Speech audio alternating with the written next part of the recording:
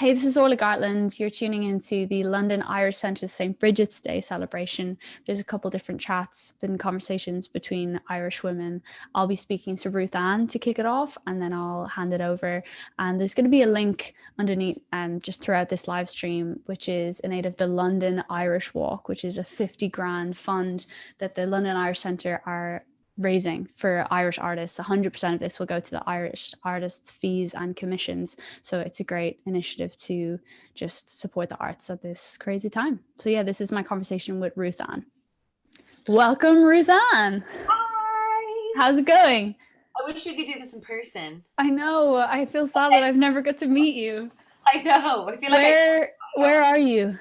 I'm in London. I'm in my new home studio that we've been building throughout lockdown. It looks so nice. Yeah, it's going to be really cool when it's finished. It's we need some lighting, some rugs, some candles. Right. Yeah, it's so nice just to have a dedicated music space. I'm just in my room. I do have a little music studio that I rent down the road with a friend, but he's got it today. It's been just nice over lockdown to have somewhere else to go. Yeah, I've seen you in it. It looks like a sick studio, really. Oh, it's good. Yeah, it's got this weird submarine window door, and it's very, very soundproofed, so you can just sing really, really loud all day, which I love. Love that. That's been good. Did you move house over lockdown then? Yeah, we stayed agreed in January of last year, and we didn't actually move until October because it was lockdown happened, banks closed. It was kind of of course, it was a 9-month ordeal, but we do feel really fortunate that it actually got to happen, because there was times where I was like, this is not going to happen now. Yeah. Luckily it happened. So yeah, we moved in October to a new house, which is nice because we didn't have a garden before, and now we have a big garden for our dog and everything. So, and then we have this outbuilding that we've made a studio, so it's been really nice because it's given us something to do during lockdown. That is my dream as well, to have a studio down the garden. Yeah. That's the perfect blend to me of having a work from home setup, but also just having just a little bit of separation. Yeah, because it feels it's oh, I'm going to the studio. You feel like work, but you don't have to, get on the train or go out in the rain. Yeah. Really close to my house, so it's really cool. God, I love that. It's interesting how over lockdown your priorities just completely change. I feel like no one wants to live in a one-bed studio in central London anymore. No, everyone's going outwards. Yeah. It's Greater London, so I'm close, but I'm still out kind of in. Where are you, west or which vague? Where are you? Oh, nice. Yeah, sick. Way, but it's really nice because we have a country feel, but then we're 15 minutes to central London, by train, so it's really handy. But I think the priorities have changed in the way of also that as a songwriter and as an artist, and for me, I was always traveling all the time, going to LA, writing sessions in London, all around London. And then the lockdown kind of showed me that, I can just do it all from my house. It was maybe I don't have to travel as much. And I can imagine a world post-lockdown where there's some integrated version of that for songwriters as well, right? I know a lot of people who have been doing Zoom sessions with people in Nashville. Yeah.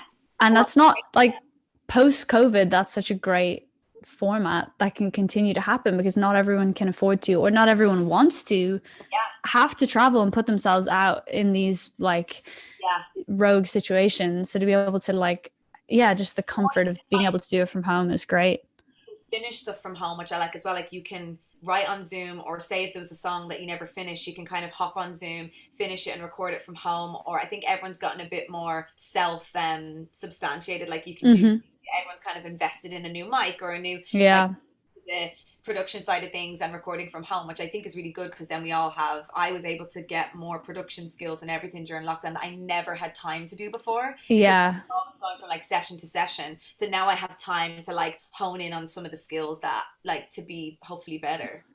Yeah. No, it's true. I feel so many writer and artist friends of mine are the same kind of thing, especially with people who aren't necessarily producers, but have always wanted to know how to record their own voice in a way that they like, and have never had a reason to until it was completely necessary. Exactly. So it's good. It's a good thing. That's one positive we have, which is good. Yeah. God, crazy. I would love to fill in the blanks of what I know about your career, because I feel what I do know is so amazing, and I'd also love to hear it from your side, Okay, because same. I knew about you for years and then never got to like link up with you until last year with the Irish Women in Harmony. Um, what how did it like start for you? I just would love to like know. I know that you wrote lots of big songs when you were younger. That's all I know. Okay. Well, let me fill in the blanks. It's been a roller coaster ride. I think a lot of the time people see my discography and they're like, "Oh my God," they just think she's just had like so easy. She just wrote. It's like that was all over years of like Of boom course. down. And I think it's always important for people to know that when they read a discography, that's over. I've been doing this for 15 years as a songwriter. So, as an artist, I'm only like 3 years in being, or yeah, 3 years in being an artist.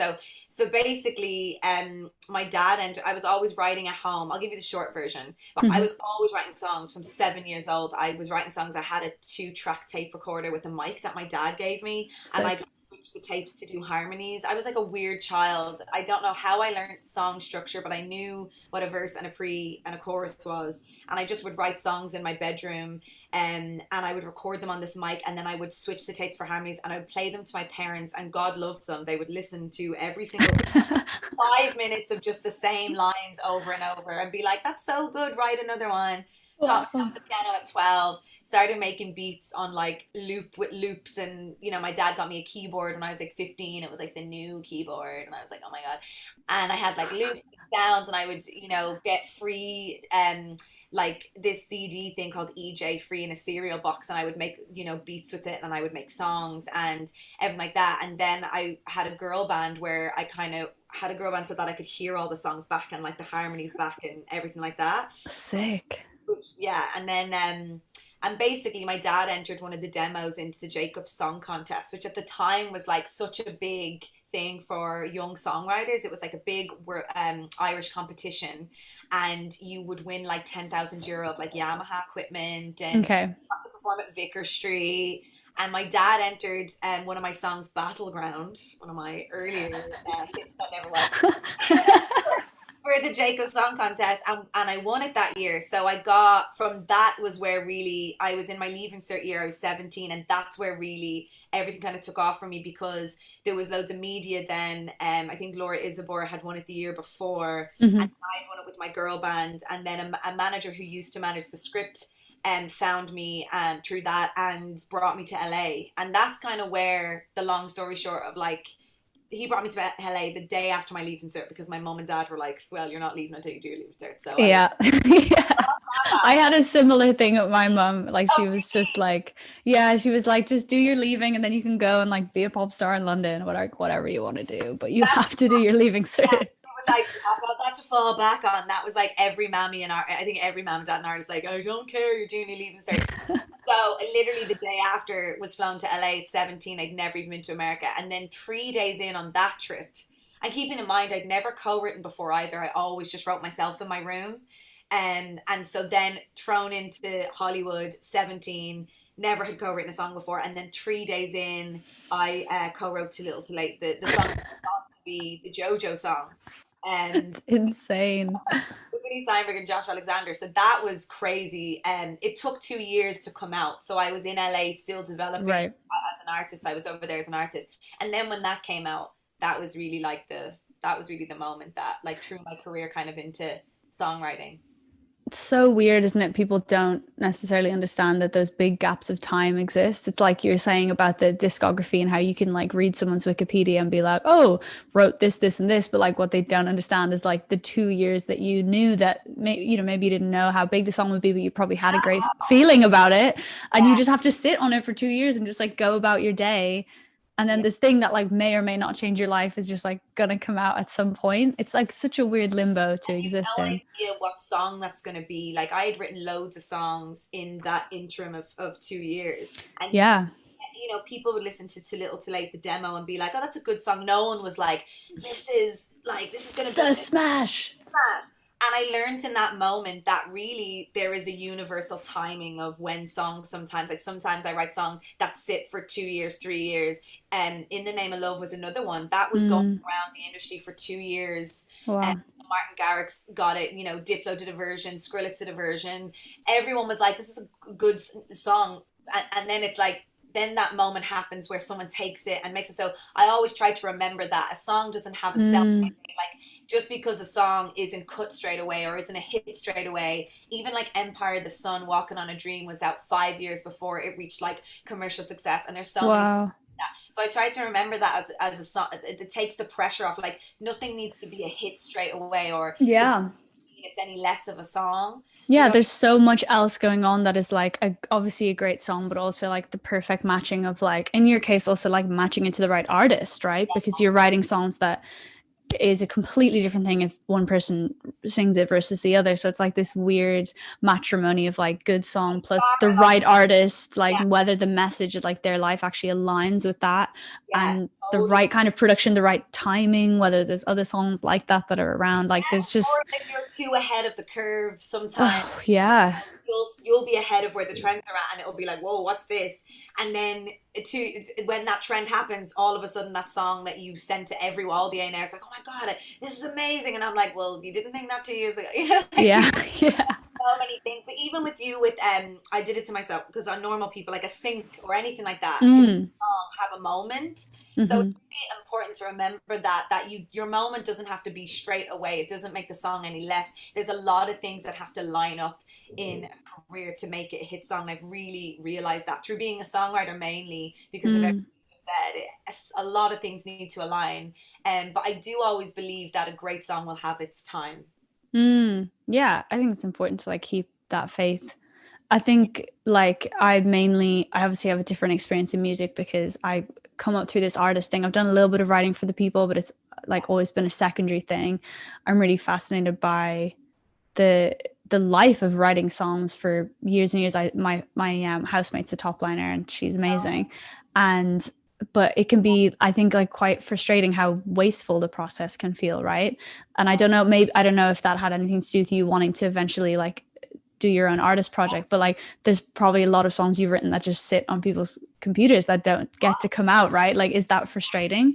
Probably like my biggest song as an artist, I know would never have been cut yet. It would be sitting Mm, on a desktop somewhere in an A&R's folder. mm, And because when I would play it to A&Rs, as they'd be like, this is stunning.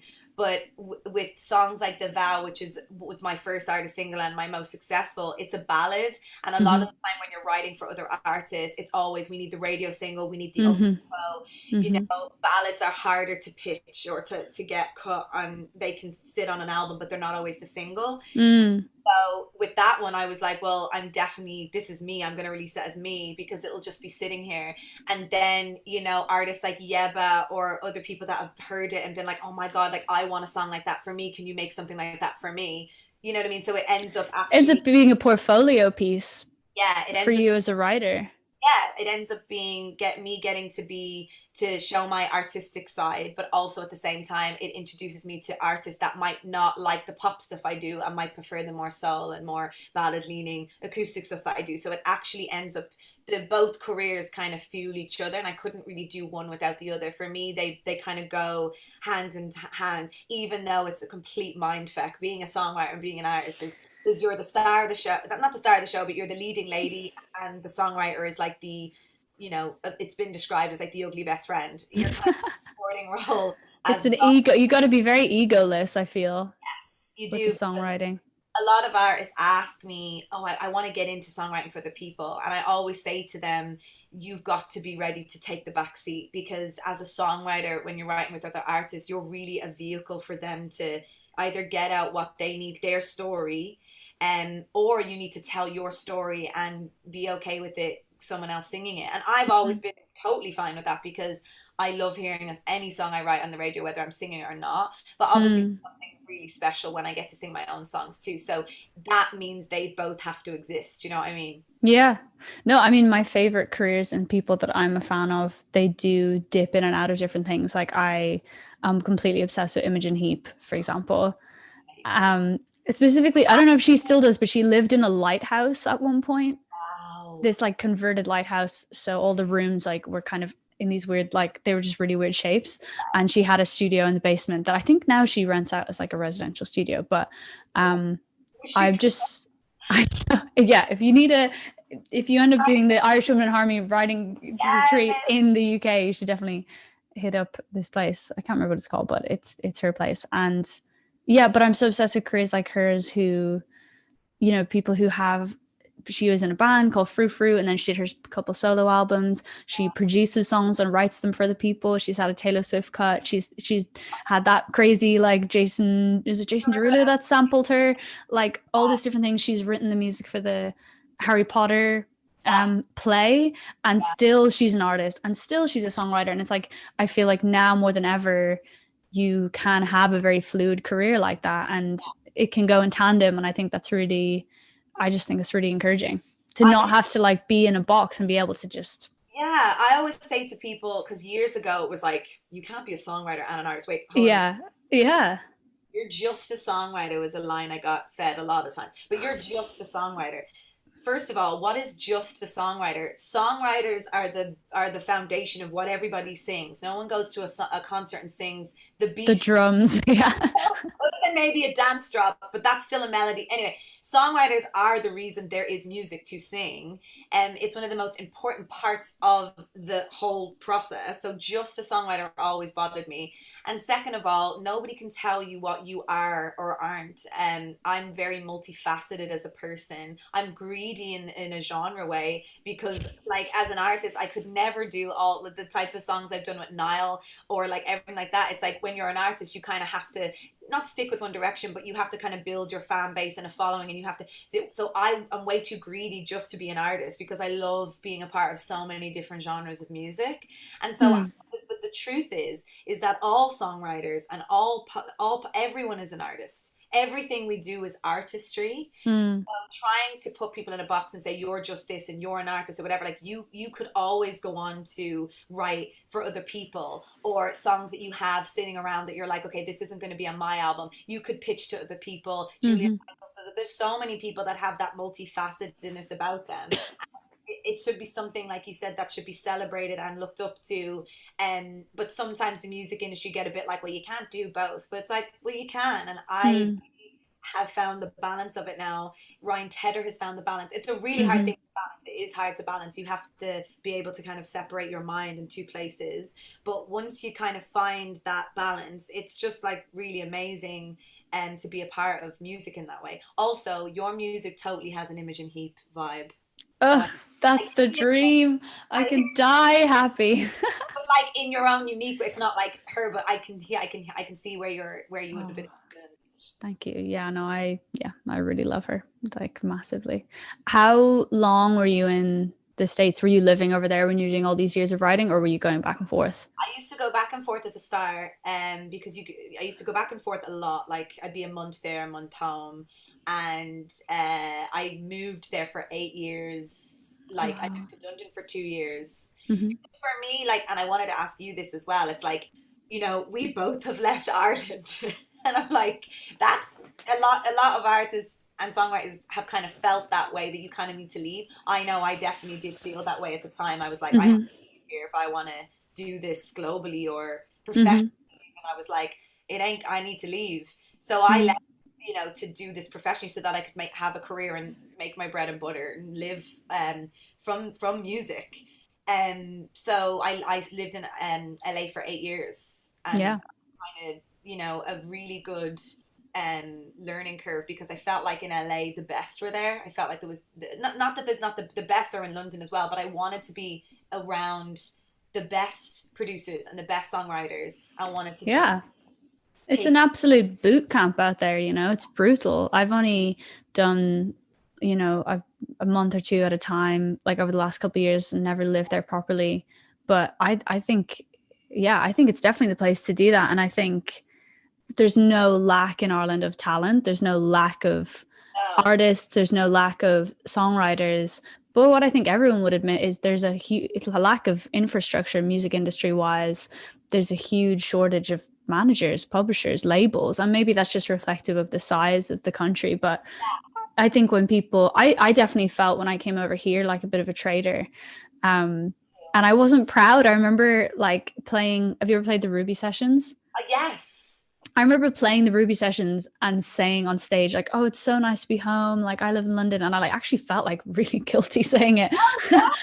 I was like, and there was like kind of a weird atmosphere in the room. I was probably imagining it. But I do think there is an attitude amongst people at home of like, I don't know if you've ever felt this, but like, I think there's an attitude of like, oh, she thinks she's so great going off to London or going off to Los Angeles to write song, you know, and we're so cynical. Like, I have it in me as well. But I think when you're trying, especially when you're starting out in something, it's not helpful to have. No, it should be something that's celebrated because it's very brave. Do you know how hard it is to move? Oh my God, yes. Set up a new bank account. Like like the nightmare because I moved to, then I moved to LA, then I moved back to London. And like it's so brave to move countries for anybody. You're completely having to set up a whole new life. It should be something that's celebrated, but it also should be something that's questioned of like, why do Irish artists feel like they have to move to make a living? Because being in music, it's not like sometimes you don't have a choice. You have to make a living, and if you can make a living in another country and that you can't make in Ireland, that's something that definitely with Irish Women in Harmony I'm trying to change. And you know, I wish it wasn't that way. I wish that we could, but like you said, there just isn't the infrastructure, and unfortunately, there is. The change is coming, and we're going to make the change, and we're challenging the system. But it's slow. The change. Yeah. And we have an issue in Ireland of supporting our own to the point of you know, the way that we support international artists. We are kind of the opposite of a lot of countries. Love to support their own. I know that in London I can't get certain things because I'm Irish, that they'll want to give a UK artist the opportunity, which I think is right. But then the problem is in Ireland, you know, you can't get the opportunity being an Irish artist because you're up against the international acts or the really dominant male acts in the country. So it's really difficult, and it is something that we need to change in the culture. And I think it's starting to change because TV has stepped up and media has stepped up, but now we need radio to step up. We need the public to step up and really like celebrate our own and really like be like, wow, that girl is Irish. Do you know what I mean? Because get it, people, when they know that you're Irish, then there's this pride that they get of like, oh my God, Orla Gartland's songs are in this and she's doing so well and you sell tickets, you know, there's a pride. Yeah, but I think that pride, I think what bugs me and what I felt when I moved over here is that pride only comes at a point. I think we're quick to support our own once you've proven yourself elsewhere. I think it's really easy. I think of a band like Codeline. I don't know a huge amount about their story, but I know they were developed and signed out of the UK. And then as soon as you get to a certain level, you go home and everyone's like, Steve from Codeline is my cousin. I'm going to go and watch them in the, and it's in the Three Arena. And you're just like, where were you, you know, that's so many years ago? Really, he was signed out of the UK and he's on an island. And he had huge support from Spotify from the beginning, and Irish radio wouldn't play him either. And then he went and was selling, you know, really big places in America and Germany and UK. And then it was like, oh wait, Dermot Kennedy, and now he's getting but that's the thing as well, is that like we really shouldn't have to prove ourselves in another country, because it should be about the talent and the music. It shouldn't be like, oh, you know, Ruth-Anne's done this out in LA, let's now support her. It should. Yeah, therefore, yeah, it's so weird. I think we do have to work twice as hard, and I've never really understood why that is. And I think like I'm settled over here now. I've been here for like 6 years, but I feel sad to have had to come here to some extent, you know, like I came here because I wanted to get a manager and a publisher and like a team. And I was like, I feel like I can count the amount of managers in Ireland on two hands, you know, and that's just maybe a numbers thing. But I think you're doing amazing for everything that you've done, and the career that you've built is so amazing. And I always mention you whenever I'm fighting for more radio support. You are an artist that I mention because your streaming numbers, not to make it about numbers, but just unfortunately sometimes it is, yeah, but your streaming numbers are so big. You've such an amazing fan base who adore your music. Your music is amazing. Your music is commercial. Your music is credible, commercial. It's to me, it's like a no-brainer. So I always fight, and I will continue to fight for you, because I think I'm probably going to get blacklisted soon, because I'm like so. By who? By all radio stations. But I don't care if you get played, we all win. Like if you like, I Oh, just thank want you. someone to get it, and I do think that your music is so worthy of that. But the truth is, you have a career anyway, and that's the real testament of a great artist is someone who doesn't, you're gonna build and get to that level. But I feel like you already are building, have such an amazing career, and are building such an amazing fan base, and they're gonna follow you, and it'll just keep growing. So I'm really excited for everything that you're gonna do. But I Oh, will be thank you. fighting to get you on the radio now. Until you get blacklisted. Until I get blacklisted, yes. No, I appreciate that a lot. Yeah, I think, yeah, I do feel proud of what I've built, but I think there's sometimes is like, yeah, I wish I could have stayed at home and done it, because I think like sometimes I feel like coming to London or coming to LA, it feels a little bit cliche, it feels like a bit predictable.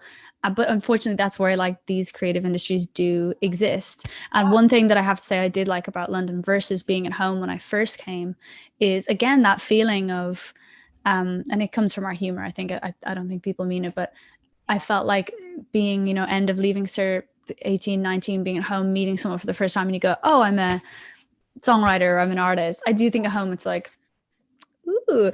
Whereas here, well, I remember just immediately being struck with being in London, meeting someone you don't know. What do you do? Oh, I'm a songwriter, I'm an artist. It's like, cool. Yeah, exactly. I build apps, and it just felt like all these creative and weirder kind of jobs were just being way more celebrated. But maybe that's because a lot of people come here to do them. Yeah, I think that it's just hard. There's a lot about the Irish music industry that needs to be looked at and changed, and Mm-hmm. I hope for the future of Irish music that it is, and that. But I do see it changing, and it being more celebrated and everything. But I do feel like there'll always be a bit of like for us, like, oh, but you left, you know. Yeah, yeah, But I definitely. hope those people understand that like we didn't have a choice. Yeah, no, 100%. And I see myself going back someday. Like I'm here as a career thing. Yeah, And it's become my home for now. But yeah, I'm with you. I definitely dream of an Ireland that does have, a really even more of a structure. And to be honest, even since I've left and since you've left, I think that is coming up more and more, which is so exciting to see from afar. And I yeah, think that, like, I mean, it brings us like perfectly onto the Irish Women in Harmony, which is what you set up last year and how we first got in touch. yeah. To me, why that group is so powerful, apart from everything that the Dreams cover actually did at radio, which is just crazy. I think for me, it was the first time where I felt connected to the Irish music scene. Me too. And it made me like so emotional to be in that WhatsApp group with everyone, because I was like, I've always felt like an outlier. First of all, you're a solo artist, not a band. So you don't really necessarily have your tribe straight away. And because I didn't, yeah, because my kind of coming up was here, I've always felt this, slight traitor's sort of sense. So to be in that group and hear all these like shared experiences from like all of the women in that group, Yeah. it's just been like, it's been amazing. You should be so proud. Oh, thank you. I feel exactly the same. It's so weird. You're literally saying everything that I feel saying because one of my main reasons for doing it was that I was like, God, I left and I lived in LA for 8 years, and I've come back and now I'm in London, and now I'm an artist and I'm seeing everything from an artist point of view, whereas before I was seeing things from a songwriter point of view. Mm-hmm. So I'm seeing everything from an artist point of view. I was, doing some Irish shows. I was noticing what was going on the radio. I was noticing there was no women on my TV screen in Ireland, and I was like, wait, I already felt disconnected, but now I feel like the public are being disconnected from what's going on because I knew there was so much culture and music going on and bubbling, and Yeah. like people having careers.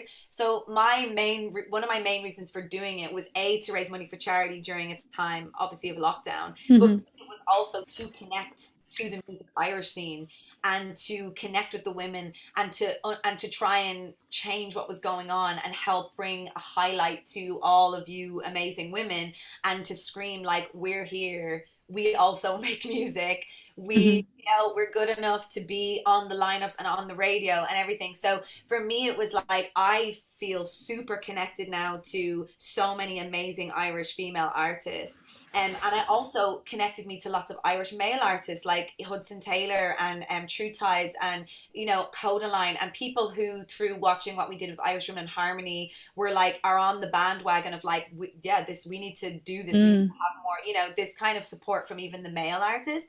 So for me it's Yeah. just like excuse the pun, but like a dream to have now this group of women that I feel like what's crazy is in the music industry as well. I feel like you're always kind of made feel like there's only room for one, like one woman in It one. is so, I hate that idea. It's so not true. And I'm like, if that's true, tell that to every single white male singer-songwriter act in Ireland over the last Exactly. however many years. Like, you come up as part of a scene. Like, that's what people like to see. Yeah. So it's just, I think that is a, I would go as far as to say that's quite a female thing. The idea that we're pitted against each other, you know? Yeah. Yeah, we're kind of made feel like there's only one room for one of us. And I think with Irish Women in Harmony, what I wanted to show to not only the public but the women is like we actually don't have to be against each other. We're all in our own lane. We're all so different. All our music is so different. We're not actually competing against each other. You know what I mean? And we actually are more powerful together. And I think that with everything that happens with it proved it of just like the power of when women actually come together and don't feel like they have to be so competitive with each other.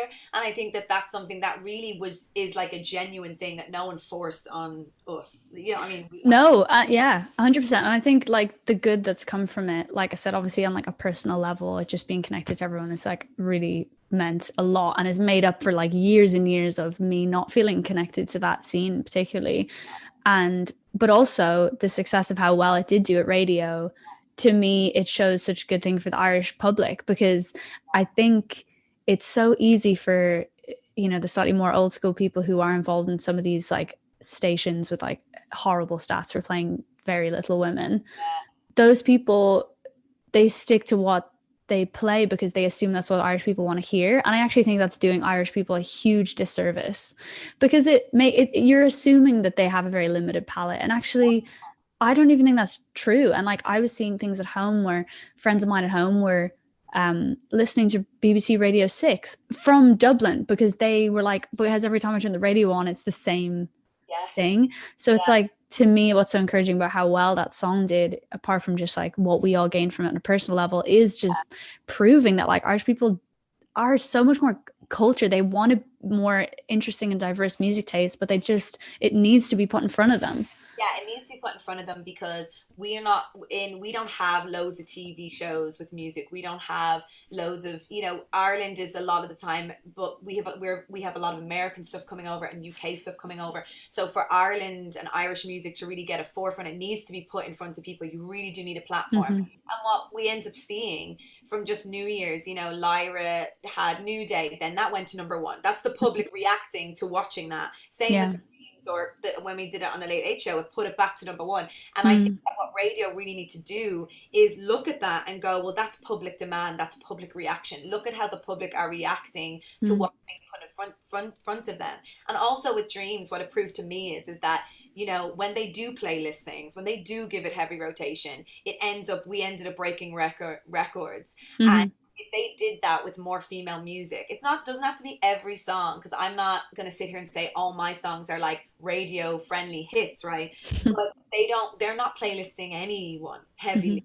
So there's no heavy rotation playlist, and a human being needs to hear a song more than once for it to really, you know, seep in. They can back to a performance and they can, you know, go, but most people need to hear it more times than once. So spot plays and track of the weeks are really appreciated, but they're not going to make these songs hits. And what Ireland need to realize is that they have the power to break artists. They have the power to make songs hits that people will go to people's concerts and sing at the top of their lungs. I hope that they start looking at their playlists and going, okay, we need to inject more Irish music into this playlist. 100%. Seeing that they have a power, but also seeing that they have a responsibility. And this is it. Like, I'm not saying that any of us are a charity. Like, this is what we do as a job.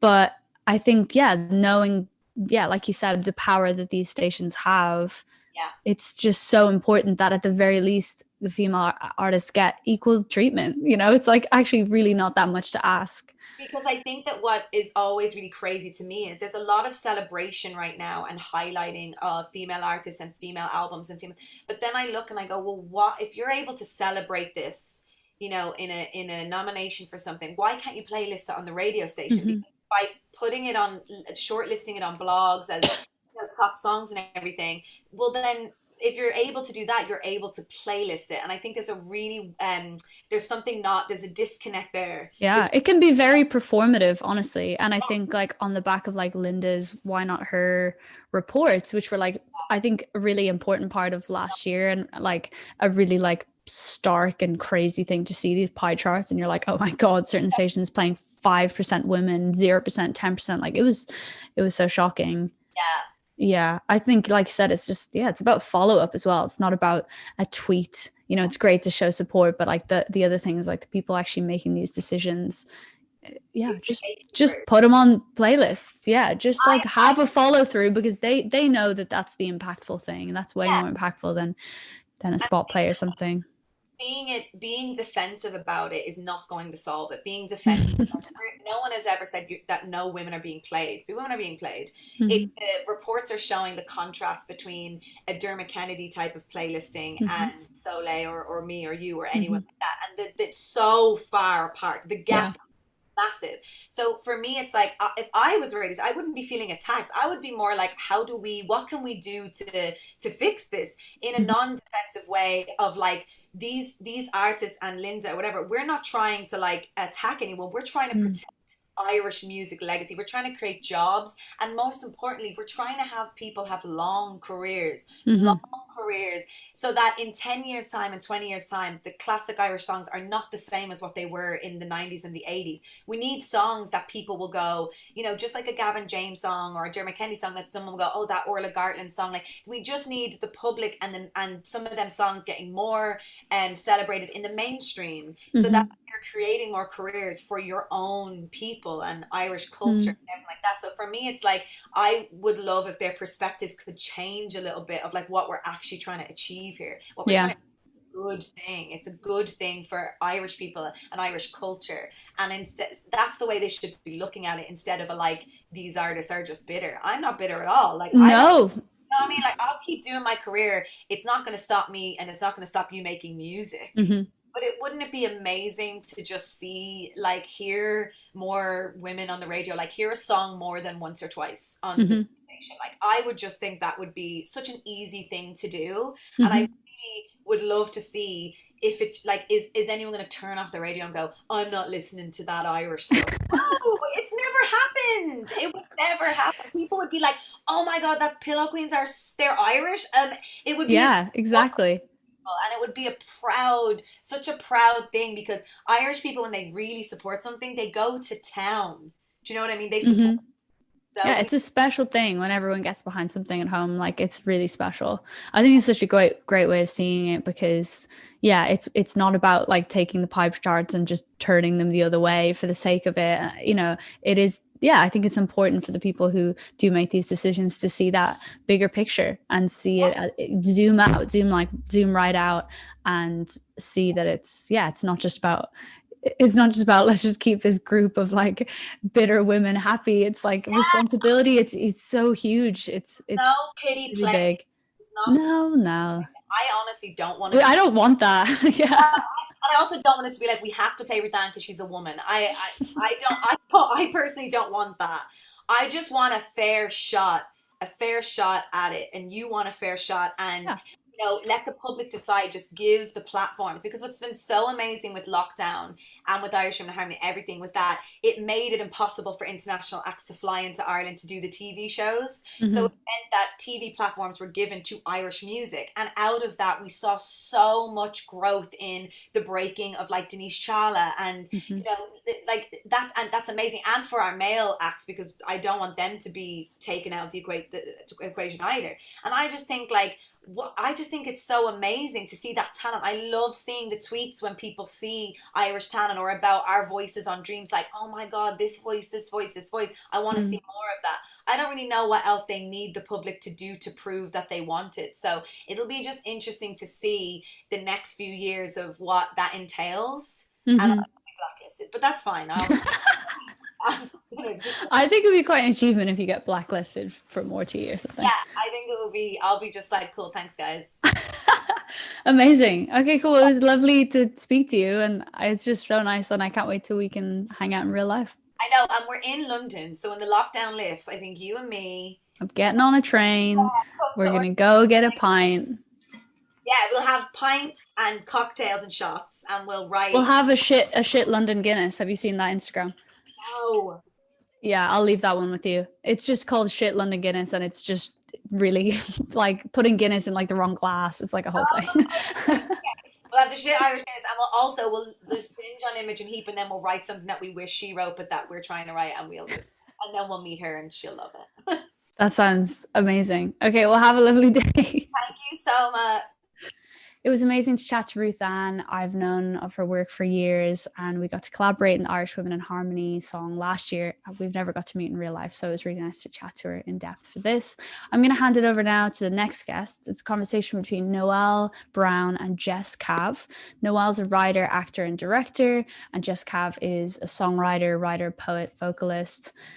She does it all. So I'm going to hand it over now. Thank you so much to Ruth-Anne for chatting to me. Thank you, Orla. I'm delighted to be here with Jess Kavanagh. Hey, Jess. Hi, how are you? I'm good. I'm good. Do you want to just tell us a little bit about yourself, just as a start off? Absolutely, yeah. So, I mean, the most important thing is that my middle name is Noelle. So, yay! Best name. We have to start with that.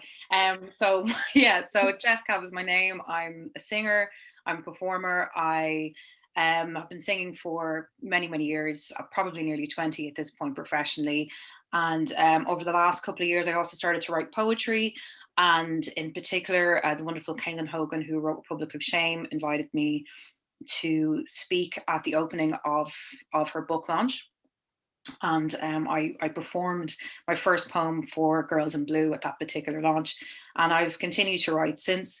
Over lockdown, obviously with the lack of performances and live venues and so on, I've been kind of moving into writing and kind of online performance. And I was lucky enough to write for the Irish Times magazine, in particular talking about mixed race Ireland as well, the legacy of my family, and the kind of invisibility I particularly have noticed in regards to the later or the older generations of mixed race Irish people within Ireland. So that's kind of where I am at the moment. And how about yourself, Noelle? Could you please introduce yourself? I was researching you today and I'm now more nervous. So yeah. Well, I'm just listening to you there, so I'm kind of here sitting as well, being nervous. Yeah, so I'm an actor and a writer. I was an actor for many, many years, and then started to create my own work at the ripe old age of 47. And it started with writing a play about with a friend of mine, Michelle Forbes, about my experiences of tracing my birth family over the space of a very long time. So from there, that was in 2013, I became an activist around adoption rights in Ireland, and it hasn't stopped. I get more and more angry every year, but it does help, I think, as an activist to channel that rage somewhere. I was born in a mother and baby home way back in the 60s, and from 2002 until the end of 2019, I finally managed to get as much information as I could about my birth family, and it took that long for something, you know, that everybody takes for granted. So I suppose this couple of weeks, I just feel so kind of bowled over by the absolute catastrophe that was the Commission of Investigation report into mother and baby homes, and the absolute offensive nature of it. So I've been galvanized to talk about it and publicly again, and hope that it will, because it was so bad, that it has done us a favor as survivors in a way, because they can't parcel up the past, which is still in our present, our legacy, as you spoke about, Jess, that I hope it will bring some much needed change around the issue of identity rights in Ireland for adopted people that who are denied their birth cert, medical records, birth information in a way that nobody else is. And also that the mass graves are exhumed, and the lives of 9,000 babies that were disappeared, dumped, not acknowledged, not given respectful burial, that something is done by that as well. And a scrapping of this report, because it is so offensive to survivors in terms of, you know, even their testimonies weren't accurate, including my own. It has caused a level of hurt I think you're aware of as well, Jess, aren't you, in terms of the last couple of weeks? Yeah, it's, I was thinking a lot this morning. Something came up on my Instagram feed over the last couple of days, and the trauma of systems, and just going through the system, and my personal experience was being orphaned at a young age. So my mother passed away when I was 20, and so I was still, 20, 21, and I was still able to get orphans pension. So just the idea of kind of just walking around with like my mother's death certificate in my bag, and I'm trying to kind of go to these offices and being kind of dismissed from place to place, and being spoken to with such disrespect, and just no space being held for me whatsoever, and just how traumatic that was for me, and how so many other people who were in my position would not have been able to go through that without being like extremely traumatized by just the process of that, let alone the trauma that has led them to that particular moment, and you've talked about this as well, Noelle, in regards to your journey in trying to find your heritage and details and so on. And that must have been so hard to have all of that trauma within you that you're trying to heal, that you're trying to process, and then that extra layer of red tape and administration. And you're such a shining example of it. I mean, I'm 55 years of age, so people look at me, you know what I mean? They just go in their heads, society, but mainly the government, mainly the state and the church look at it, go, that's the past, that is dealt with. And it's just the legacy is right up to present day. People are still dealing with this issue, being treated as second-class citizens, being put through all that paperwork, all that kind of shaming of you, that you have to beg for information. It's like they're trying to obliterate our past, and it's very, very hurtful. And what was lovely to come out of this report, and the absolute damage and devastation that it did inflicted on survivors, was the level of public support. There's a perception, the state does this with the apology of like, oh, society was responsible. Society wasn't responsible, in the way that they're talking about. And society are behind us now, which is heartening. But, you're a young woman, much younger than me. So it's brilliant to hear, not brilliant to hear, it's very sad and disturbing to hear that, you've been handed this legacy as well, for an accident of birth of someone close to you. And me, I was an accident. Nobody decides where they're born or the circumstances of their birth, but to be shamed and disrespected all your life for that, and I was thinking about this morning. The decisions are being made by people who have the privilege of knowing. It's not adopted people that are making these decisions, or people who have a sense of what it means to be adopted, or the long term of legacy that you've been handed around identity.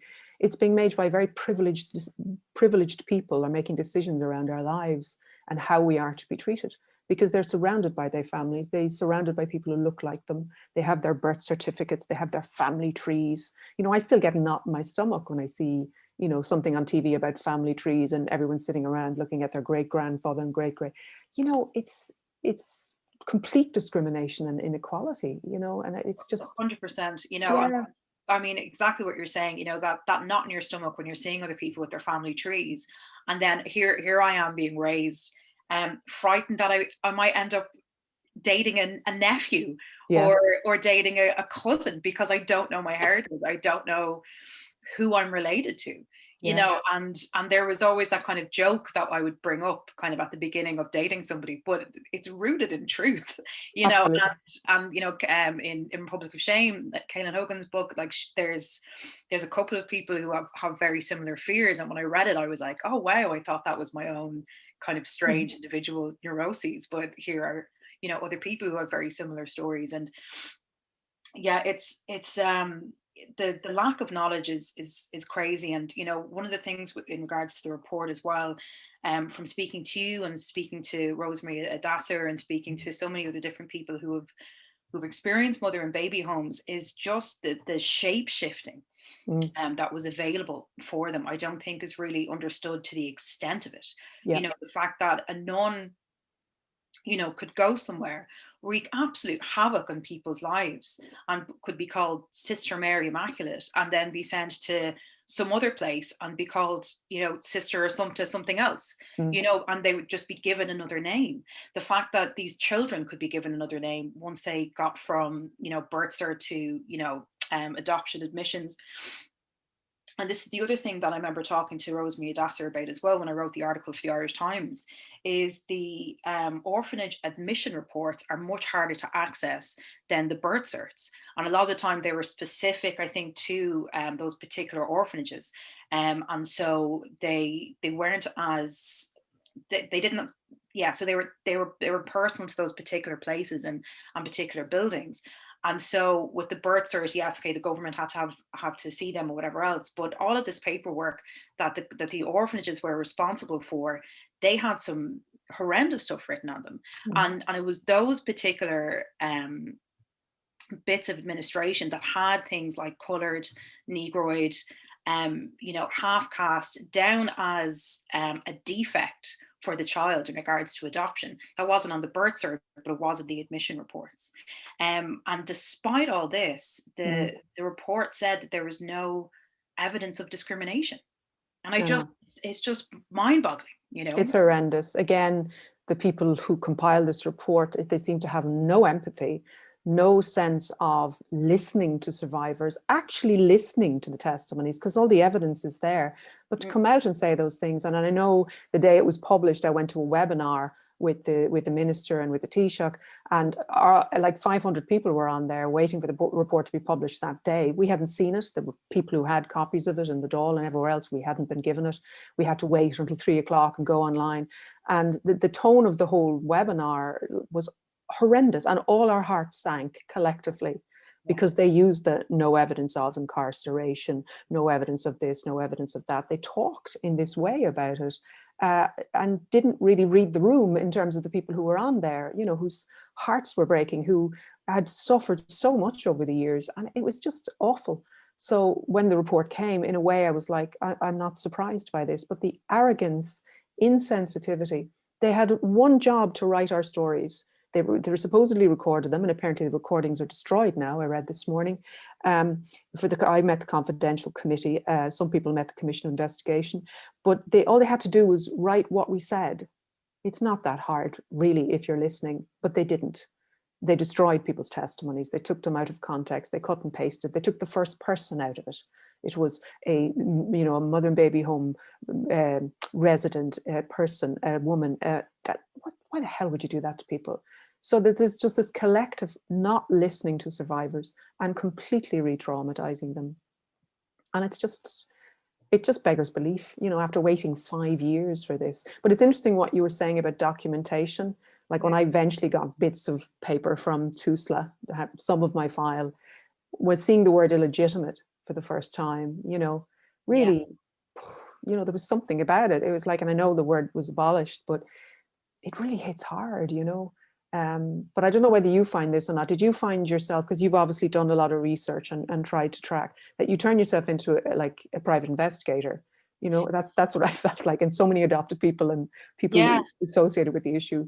I've been lucky that I was supported by Caelan. You know, Caelan brought me to the GRO, and so that made it a lot easier, you know. And my particular experience of it was the second time that I saw my mother's birth cert. The first time I saw my mother's birth cert, I saw her biological mother's name, and I was like, oh, O'Neill, that's really interesting. O'Neill is, you know, my mom's maternal name, you know. And I kind of looked at her, and she looked at me as in like, are you tick? Like, you know, and I was like, am I missing something? You know, and then she was like, what's that short for? And I was like, I don't know. And she's, you know, I was about 12, I think, when this happened.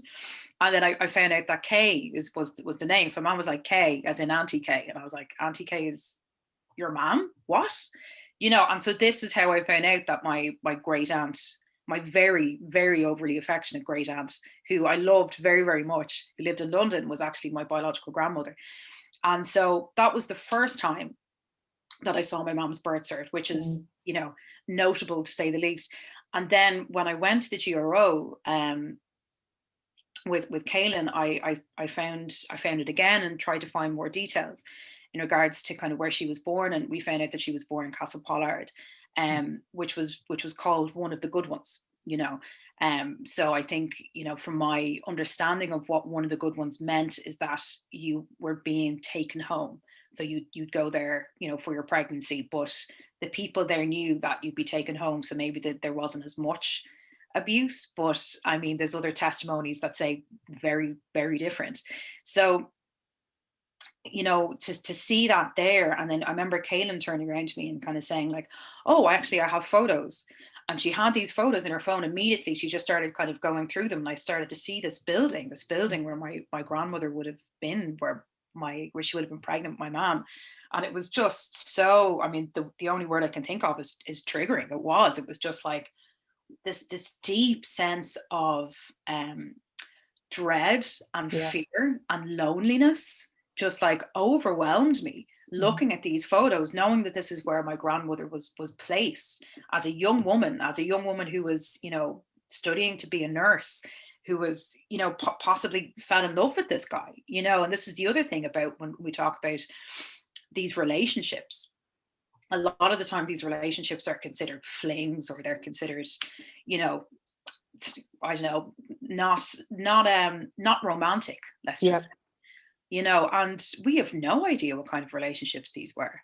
There could have been so much love. Yeah. And I think we've talked about this before. And, there's something really sad and really demeaning to people who are products of these relationships to say there is no love in those unions. And of course, there has absolutely been assault, and there's been other ways in which a lot of women became pregnant. I hate that term, women becoming pregnant, magically. But, obviously I want to acknowledge that those are also a part of these narratives. But there's also love in these narratives too. Absolutely. Love, passion, romance, Yeah. I remember someone saying that it was actually a man I met at a conference, an adult adoptee, and he was saying that, the perception is like, oh, it was a fling, or it was this, it was that. And he was like, there was always love or passion. There could have been in those situations as well. He said, I always say to people who aren't adopted, who are married and have kids, and go, so you had to make a decision to have kids. So you were going at it to have kids, basically. He said, sure, where's the romance in that? My birth parents were off having a great time. I'm the result of it. They weren't planning it. It was just, whoa, loads of a great night out or whatever. And I've always thought of that. And he said, it keeps him going in a way, you know what I mean? When sometimes people say the wrong thing or insensitive, you know what I mean? But the effect of that, because in terms of my birth father, actually, I only eventually found him at the end of 2019 by going down the DNA route. But when I started searching in 2002, a nun, who's anybody from Besborough knows, decided to obliterate his details and say that they didn't exist. So from 2002 until 2017, when someone eventually rang me to go, oh, actually, we do have them, but we're not going to give them to you for 2.5 years, then we'll write to him. It left me with many years of wondering what were the circumstances of my conception. You know what I mean? It brings an anxiety, and it's that thing when information is denied to you, or you have possible information and it's a little bit skewed or whatever. You go to the bad place, you think something terrible. That wasn't what happened. Thankfully, I now know that. But, even though that's talking to birth family and stuff, that there was romance, there was love there, there was passion. But to have all those years of thinking that perhaps it might be something else because of what that woman wrote, that nun wrote very deliberately, is appalling. And I think what kind of woman, this religious person sat down and did that, knowing full well that my birth mother had actually passed away, so there was no chance of meeting her. She'd passed away 9 years to my starting the tracing. But to deliberately traumatize somebody, or perhaps create an anxiety in somebody, where does that come from? I just think from religious people, in the same way, dumping babies not in a mass grave and not giving them respectful burial, or the rituals around burial.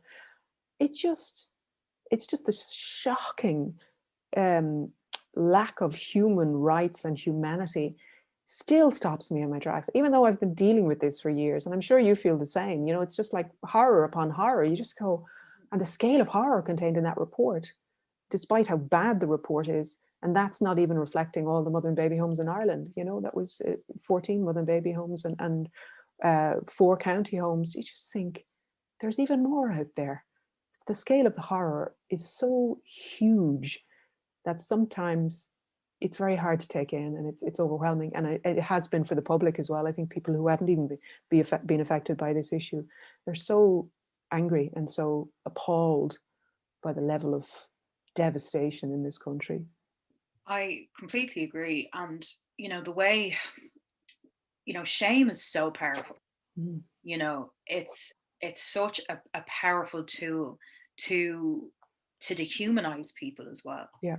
You know, and this is the only way I can really fathom how they could treat, and a lot of times children, you know, these were, you know, 14, 15, 16, 17-year-olds women, you know what I mean, or young women or children, basically.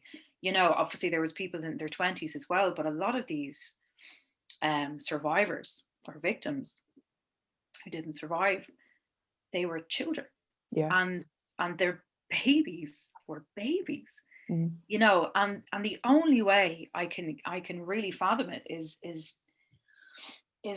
to use shame as a dehumanizing tactic, you know, and to perceive that, to take away what's perceived as sacred, which is marriage, and to not include marriage in your passion, in your romance, is a way to dehumanize you. Absolutely. And it's mind-boggling, but you know, we see it now, and you know, we see it now in direct provision. You know, we see the way, you know, the fact that refugee has become migrant. You know, the way the fact that these languages change in order to put more autonomy on the people who are coming here. You know, they're not seeking refuge anymore. They're coming here on their own volition, and now we're going to call them migrants instead. So we can add this level of dehumanization to it because they're coming here. We don't have the system for them. We can't manage it. You know, and there's, you know, the words that they use, you know, like in the mother and baby homes, like penitent and feeble-minded, you know, and ways to kind of maintain this hierarchy, and using shame and using morality to do it it's just frightening, and it's frightening that it's a part of how people can function. The shame is very, very powerful, and I think, you know, I didn't feel ashamed of where I came from. I grew up in a family where I wasn't made to feel ashamed. Society did at times. Growing up in the 80s, it was still a very, very shameful thing to have been born in a mother and baby home, and the general consensus was from the religious orders and everywhere else that you were destined to screw up your life. Bad blood will out. And I never felt that shame again until I became an activist, until I started to look for my birth information. There was this shame put upon me, you know, and a silencing of me going, oh no, leave the past alone, move on, nothing going on here, off you go. And I felt ashamed. And I was, you know, a woman in my 50s, 40s, you know, all the way through my 40s. I felt ashamed, and it was horrible. And I did co-presented an event in the Sugar Club about 2 years ago. And Una Mullally was on the panel. It was actually an incredibly empowering night about menopause, but Una Mullally was on the panel, and she talked about shame and the difference between shame and guilt. And it was the first time that I really felt a complete sense of understanding of the fact that I had nothing to be ashamed of. The shame belonged to the state and to the religious orders. 100%. And I think I don't want to misquote what she said. It was a quote from a book she was reading, but it was something along the lines of guilt is about no, I'm not going to quote it because I'll get it wrong. But anyway, the effect of it was just a lifting of shame for me, going, I give this, this shame never belonged to me. It belongs to you, the state and the Catholic Church. You should be deeply ashamed of what you did and what you're continuing to do to mothers and babies mothers who were in those homes, babies that were born in those homes. And I think the shame, and again with the report, in all the anger and the emotion that it's inflicted on survivors, it's also, they should be very ashamed of what they did. They should feel shame again, not us, them. And I think it's a very powerful word. And I think it always needs to be put back on the people who should carry the shame, not us. It's not our shame. And I think for years they've pushed that away. They've kept us, we're the ones that should be ashamed. And I think it's time to really push that back. Absolutely. I think that's such a powerful, powerful thing to say. It's making sure that the narrative has been changed. 100% is that we are products of connection and passion and love and all of the things that has kept humanity going for thousands upon thousands upon thousands of years. There's nothing unnatural about our legacy or our heritage. What's unnatural is what they did. What's unnatural is how they treated vulnerable people. And that is what is truly abnormal here. And absolutely that shame needs to be transferred onto them, onto their institutions, onto their organizations, and the power that they still wield in this country, in Ireland. The what we called in college the ideological state apparatuses, like schools and hospitals and so on. I mean, like all of that Catholic residue, that Catholic hangover within our culture is still there, It is, and it absolutely is. And church and state are still connected. And I think people forget that, because when I started activism, in the same way when I started tracing, I was very naive. And I went in and spoke to politicians and senators and everything else trying to raise this issue. And one politician said to me, she said, don't underestimate the seam of Catholicism going through Irish politics. And I was like, no, really? She was absolutely right. There's a protection of the Catholic Church, and it's still going on. And we think we've moved so far forward of marriage equality and repealing the eighth, but there's still this absolute fog of Catholicism waiting to push us back again. And so far, it's always been focused on us as these broken people turning up with their sins all over them, looking for their rights. But it's frightening. And it was a real wake-up call for me, just going, there is no separation between church and state. And the collusion between the Catholic Church and the Irish state hasn't yet been fully acknowledged. And it's kind of still there. Why is there no criminal investigations? Why did they still have files? Though they say they've given them all. Why are they allowed to destroy files? Why are they completely arrogant and unapologetic for the absolute horror that they've inflicted on people and continue to inflict? It's just... I mean, I want to do more research on it as well, but even just the amount of governmental contracts. There's somebody who obviously decides that Bon Secours gets a contract of God knows how many million, or Sisters of Mercy, or or on all the national schools. I mean, the idea even in Ireland that the word national school and Catholic are interchangeable. That's still a thing. A multi-denominational school or a non-Catholic school is still considered othered or alternative and not considered the norm. And even that linguistically is so problematic. And it really needs to be addressed. And we're talking about change today, for Imbolc and St Brigid, and that really is the change. It's taking Catholicism out of absolutely secular entities like hospitals and schools. We can't continue.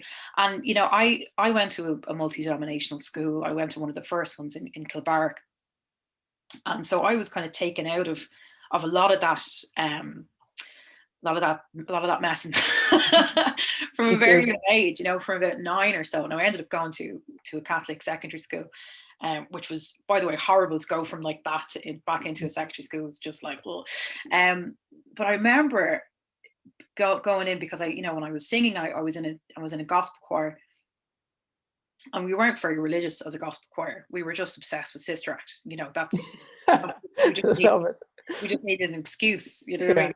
And we were in Raheny, and we were rehearsing for a wedding, and this priest brings in a load of 8-year-old boys, which is the age for your first confession.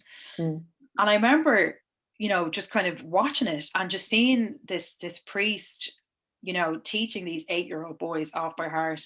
I confess to you, O Lord, and all my brothers and sisters, that I have sinned through my own fault in my thoughts and in my words, and what I have done and what I have failed to do.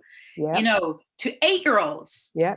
And you're just like, really? What, like, this is still happening, and we're still allowing this, and this kind of level of conditioning. Indoctrination, complete indoctrination. It's terrifying.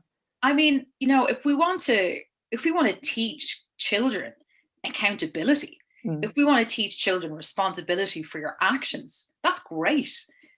Teach them that when they're young, because that's a wonderful life lesson. But to reframe it as God is always watching you, and if you want to be absolved, you come to me.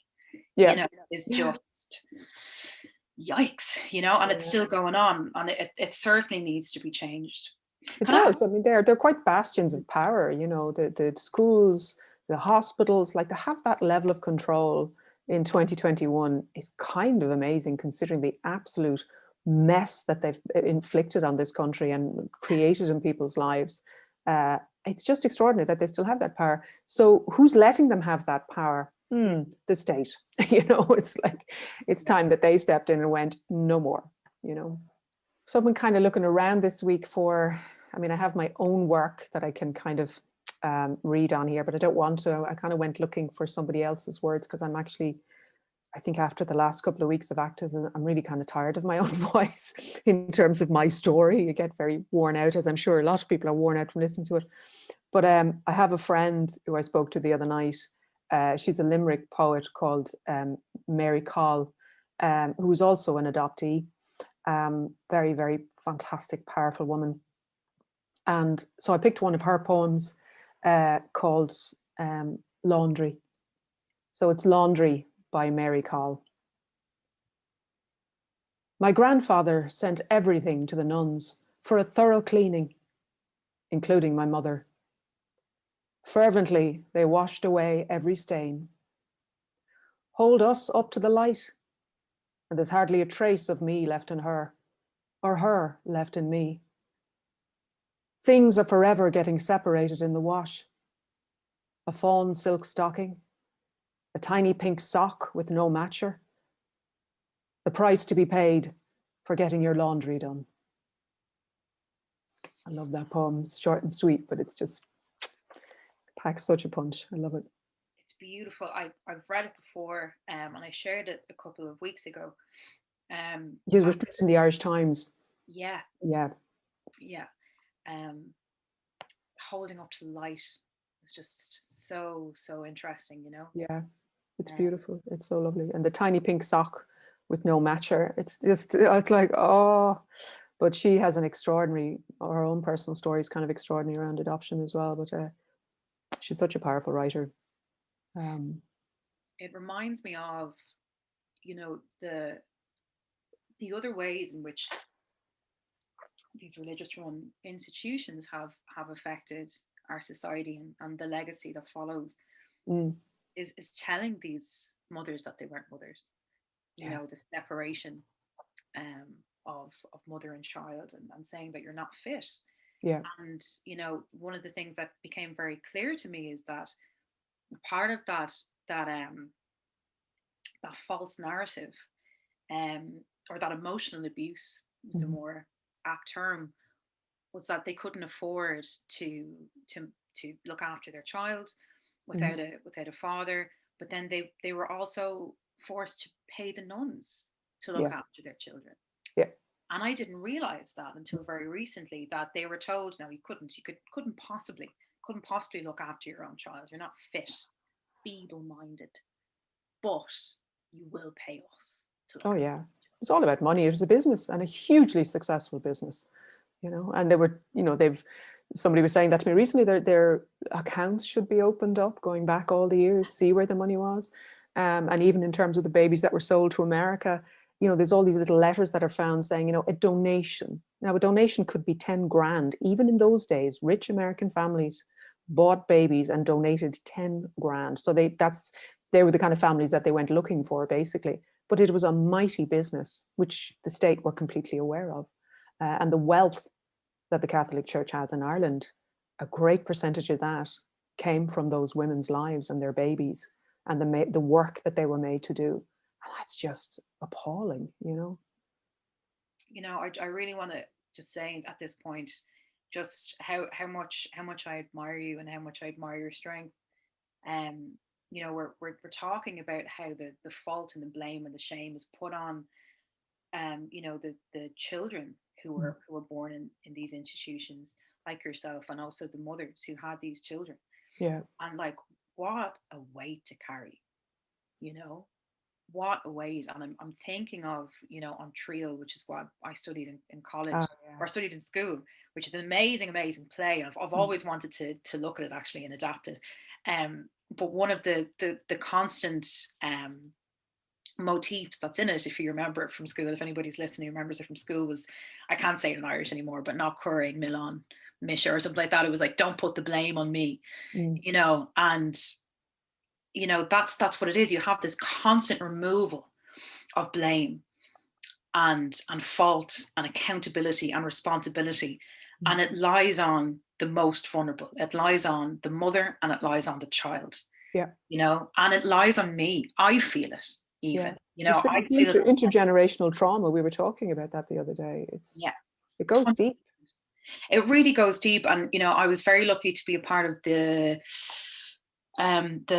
healing circle of women a couple of days ago, and a holistic speaker was talking, and she was saying that there's a time, you know, where the mother is pregnant with the child, and the fetus is then beginning to make ovaries. So there's a point where me, who will become, you know, so the ovary that will make me, my mother and my grandmother are all one. At one point, we're all one particular unit, you know. And she talks about this in regards to intergenerational trauma and, you know, genetic kind of conditioning and genetic messaging and all this kind of stuff. And you know, and that there's it's an interesting way of looking at it, I think, but also from the other perspective of just knowing, and or the lack of knowing, and all of those fears and trauma, I guess is the only other term, and how it's passed on, you know. And you feel like you carry it, and then it's up to us again to process it and to put it onto the rightful owner of the blame and the fault. But it's funny, you saying those actually lifted, what you just said there just really lifted my heart. Because you're such a strong speaker, so articulate, and just full of rage and wonderful things and able to articulate, but also caffeine. Say that again. And caffeine. And caffeine, whatever, it's working. But also just what you said, I realized that no matter what they do, you cannot argue with DNA. You cannot argue with those connections. You cannot take away the fact that we were born from those mothers, you know, that those mothers carried us. No matter all of their best efforts, we are still connected, and we always will be. That they cannot take away from us. It's there. They can dodge the paperwork, they can redact things, but that pull, that chemistry, that nature will always be there. And I just feel what you just said there just brought that home to me, and I'm so grateful, because it's given me a lift this morning in light of all the awfulness of the last couple of weeks. There's something really powerful about that, despite their best efforts, you know. Yeah, they can't take it away. No. They can't take away the exhaustion that communities feel holding on to these secrets. Yeah. You know, communities are sick of it. They don't want to, you know, and every community in Ireland has those stories of children who were sent away. Absolutely. Or, you know, young women, you know, at the beginning of their lives suddenly being sent away and coming back broken. You know, every single community has it, but it was never talked about, you know, and, you know, being told to just leave it alone, you know, and to get on with things, you know. And this is, I think, one of the reasons why we're seeing in the most recent referendums these changes, because people want change. They don't want things to be put under the carpet. They don't want to carry the shame and the pain of a community, because nobody speaks about it, but also the institutions that are responsible for this horror and the shame also aren't taking responsibility for their actions either. Yeah, we're still seeing that. So that is another thing that lifts me too, is that I know that communities of multiple generations are also supporting you, and also supporting the survivors of institutions, and they want change, you know. And I think that will continue, and I will continue, Yeah. you know, with all of the rage and anger and energy and caffeine I can muster. It's all about the caffeine. So if it's okay with you, I'd love to share my poem. Please, that would be great. And this is a poem that I wrote in lockdown, and it's kind of tying into what we were talking about a bit, and it's, you know, the complex relationship that women have with the domestic sphere. You know, that at times within our generations, it's been a place of safety and of healing and of creativity, but it's also been a prison, you know, that there was no other alternatives. And your domestic sphere was your home, whether you like it or not. And I found these moments, and I spoke to a couple of other my friends about this as well, and the ways in which they kind of reacted to lockdown, and they found their behavior really strange, like, you know, and not the standard way that they would usually act. And obviously there's so many different things are changing, but I wondered how much of that was intergenerational. I wonder how much of that frustration, you know, my friend said she started to compulsively clean out of anxiety, you know, which she'd never done before, you know, and I was just like, I wonder how much of that, you know, comes from a legacy of women, you know. And so I wrote this poem about healing and about that environment and the complexity of it. So this is called Bonsai. Domesticity is witchcraft, speaking to plants and everything free alchemic cookies, giggling at your own geriatric digestion, candles instead of electric haze, singing out the window to no one and everyone. Domesticity is mischief. It's a pop of Prosecco, dancing with ghosts until 4 a.m. while your womb bleeds, releasing your primal energy, grinding whiskey into carpet, sacrally roaring for answers.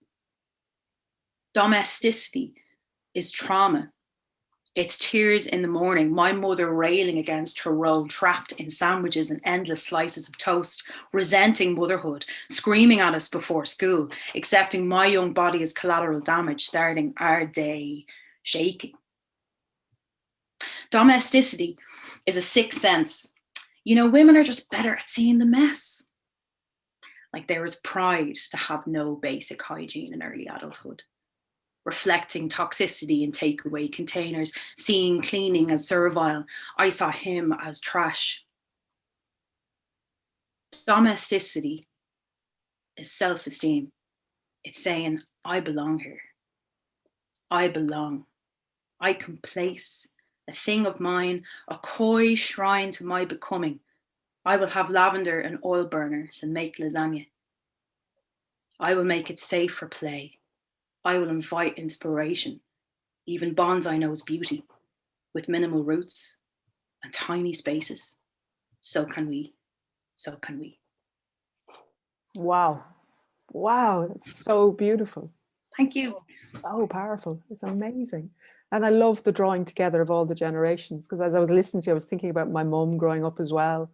You know what I mean? And she would have been, you know, did all her work at home, essentially rearing the kids and cooking and cleaning and all of those things. But it's really powerful. But also those mad moments of joy, the Prosecco and the whiskey on the carpet and the stuff that happens and everything. I just think it's so beautiful. And the contrast with the lavender oil and the, you know, the other, I love that. It's just really beautiful images, you know, really, really strong images.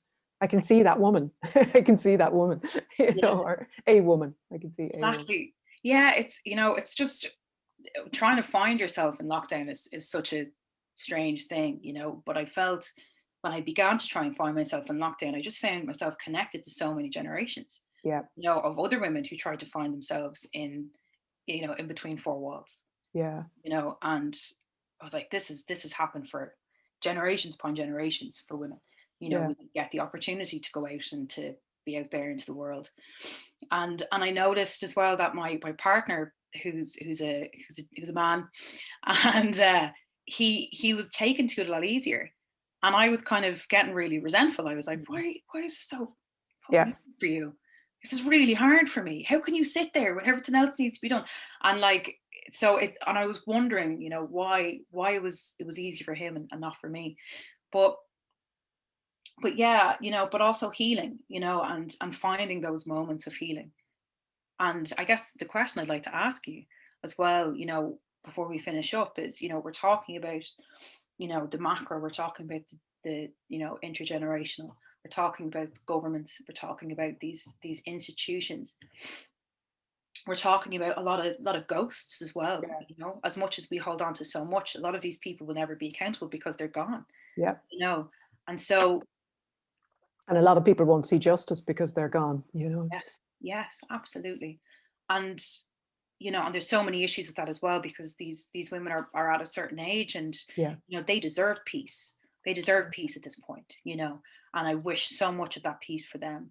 And what can we do as individuals at this point, do you think, you know, in regards to healing ourselves and healing, you know, from a collective perspective? I think the most healing thing for me personally, and I don't speak on behalf of all survivors, was the massive public support. And I suppose this isn't over, unfortunately. It's not over. And I don't really want to spend another 10 years of my life campaigning. It's exhausting. It's very challenging. But I suppose that the public stays with us. The people keep us in their hearts, keep moving forward with us in the fight for justice, and that it will cut down the amount of time that we have to keep fighting. It's terrible to think that we may have to launch another campaign to respond to this report, to get it taken away, get it destroyed, basically. But we need that support, and it's heartening. I've had hundreds of messages from people over the last couple of weeks, some adopted, some not adopted, but just support. And we did it with Repeal the Seal campaign when they tried to seal the records for 30 years, the breaking the Dáil server, all of those things with so many emails, phone calls, letters. We still need it. We still need it. We're not there. And that's what I hope for, is that this society stays with us and supports us and helps us in this fight, because we've been fighting for too long on our own. And I think I just want them to hold us in their arms and keep pushing us along, because we need it. We need it. Yeah. It's, you know, a term that I hear more commonly now, and I love it, is to hold space. Yeah. You know, and I've used that term in my poetry as well. And, you know, it's so important to be able to hold space and to learn what that means, you know. And I've had friends kind of go like, what does that mean? I'm like, well, it's not trying to, it's just listening. Yeah. You know, and holding a space for somebody while they speak of difficult things. Yeah. And I think we're learning as a collective, we're learning as a community to do that, you know. We are, and starting to reach out to people as well. Like, I asked a lot of friends that if you know anyone who's adopted or was a birth mother, or you suspect, give them time, give them space to have a conversation about it, because they probably will need it at this particular time in light of the report. And it's about that space. It's so important. It really is. I've learned sometimes when my partner or friends are, you know, asking me if I'm going through a rough time, they're like, is there anything I can do? I've just started to reply, like, just be kind to me. Yeah. You know, and compassion is just such a big thing, is and listening.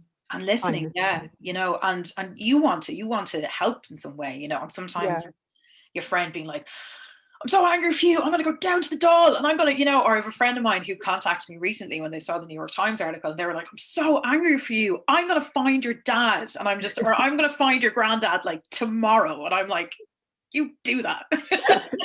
You know what I mean? But it's, you know, and I love that. I love having that energy amongst my friends and my support group. But also, like, just compassion, like, is just absolutely, and listening, and do you know what you should do? Yeah. You go, I can't do anything anymore, I'm very tired, leave me alone, just listen and let me vent, let me rant about this. Yeah. And feed me, yes, lots of food and coffee preferably. But look, it's been amazing talking to you, Jess. It really has. It's lifted my heart because it's been a shitty couple of weeks, as we know, for all of us. But it's just great to make these connections and talk and just talk in the wider space. It's just so lovely. It really just gorgeous. And thank you so much. Thank you so much, Noelle. It's been an absolute pleasure. And just enjoy the rest of your day. And you too. Take care. Yeah, take care. Hope to see you in real life soon. Well.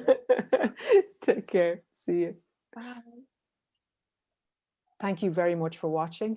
I'm now going to hand you over to Tara Flynn and Alison Spittle. Hello, everyone. Thank you, Noelle. Thank you for that amazing conversation. And thank you to the London Irish Centre for having us virtually for this Brigid's Day celebration. So I'm Tara Flynn. I'm here in Dublin on Zoom. The last time I think I was out was at London Irish Centre last year for Brigid's Day. And someone I met there and I've barely seen since because of the COVID-19 thing is Alison Spittle, who's an incredible pal and an absolutely brilliant comedian. And I'm delighted to be having a conversation with her for Brigid's Day about how change is necessary.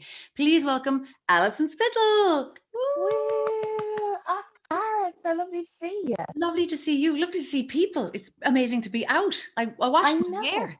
I know. I've put on a fascinator because I'm never going to be able to wear that for any occasion for a long time. So I thought I might as well put it on for you. Thank you so much. I'm here for fascinators in the home. I think that's a brilliant idea. Absolutely. They're so practical. I've been doing the washing up with it. It just really brightens up the day. You know?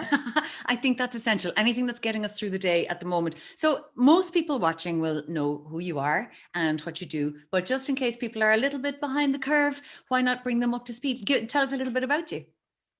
Well, I'm Alison Spittle, and I used to be a stand-up comedian before COVID. I do stand-up comedy. I'm a writer, and I wrote a TV series called Nowhere Fast, and I've written a play called Starlet, and I do stand-up, and I love doing stuff.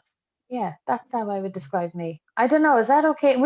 I think that's brilliant. You've downplayed how good and prolific you are, but those are kind of some recent high points. I think you mentioned change there, the change that is a lack of a live audience, because change is necessary is the theme of this event, but change is sometimes imposed, and I guess COVID has done that to a lot of us. How have you found that? I found it hard. I suppose at the start of the pandemic, I kind of had no idea of how long it was going to last for. And I really kind of pushed myself into adapting to pandemic times. So before, I would do gigs, I was about to do my tour of Ireland when the lockdown hit here. And I set up this club called Co-Video Party on Twitter where people can tweet along to a film. We watch it at 9 o'clock each. It was every night during the first lockdown. And then I only do it 3 nights a week now. So it's Sunday. It's Sunday.